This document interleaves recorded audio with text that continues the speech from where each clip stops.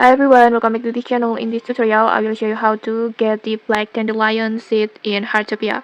So in this spring season, Heartopia introduced a brand new flower, dandelion, and you can buy the starter seed from the NPC plant in 3 colors, red, white, and yellow. But don't worry, you can unlock many more colors using crossbreeding. And today I will show you how to get the black dandelion seed.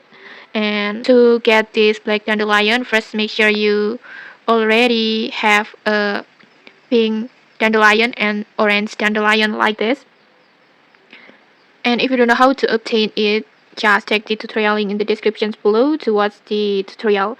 And then now for the breeding setup, you can just plant these two combinations close to each other like this. For example, you can just plant them each other with the same color or with the different color like this, the same color or different color like this. You can just copy my layout and if you want, and after that just water them and wait until they bloom like this, and don't harvest the flower yet, just keep watering daily. And next you will see floating seeds appear above the plant. That means crossbreeding work, and usually these crossbreed seeds will appear in the morning in the game after the game reset.